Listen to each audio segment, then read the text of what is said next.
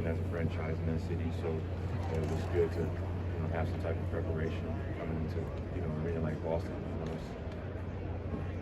This place is unique in its own right, so you really can't feel it, but you can get a sense of what it's like, and I feel like the four guys have seen it, and certainly have played in the series here, so it'll be a good experience for them to just go through as opposed to just hearing about it. You kind of have to feel it. I know it's different every single time you go in the championship run, and I know towards the last 2 years where you had a difference in terms of the Warriors franchise where they didn't qualify for this stage, but what is the difference can you feel in terms of in the environment now that you're in this championship?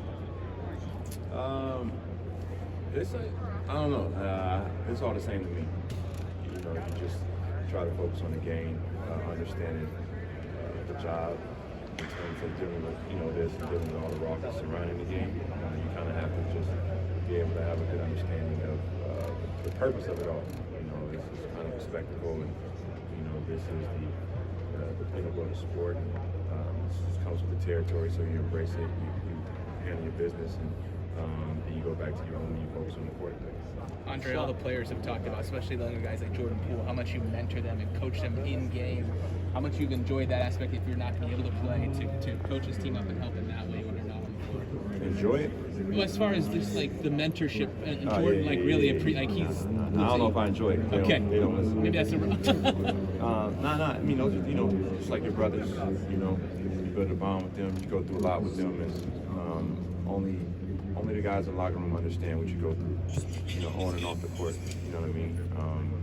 In terms of like cell phones going off during film and doing work, and you got to get fined for that or get your phone taken from you for a while.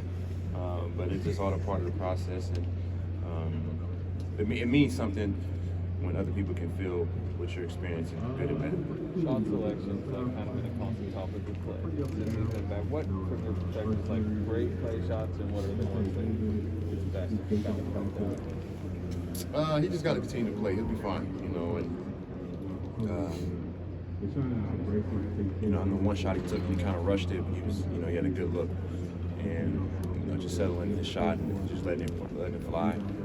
He's a basketball player, so I think this year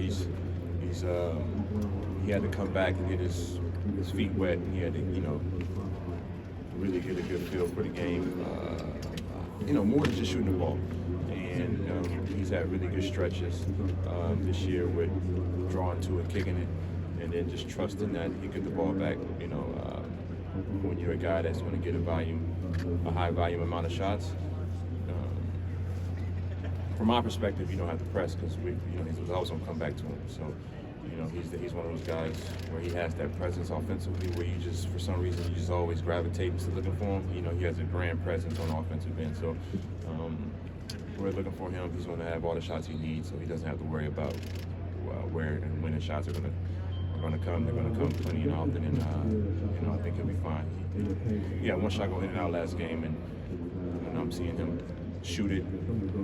Even when he misses, I know when the rhythm's coming, so I'm pretty confident he'll be fine. Remember which one you felt he rushed, and I think Horford maybe contested? Nah, there wasn't no one contested. It was late in the second half. Draymond pitched it to him coming off. It was like right here on this wing, and he kind of leaned. It was just long, but I feel like he rushed it, but he's fine. Boston was a team that they had to kind of learn how to give each other hard truths and be direct to figure themselves out. Were there moments like in your career where you kind of had to learn how to deliver that message in a tough but constructive way to get your team to figure it out?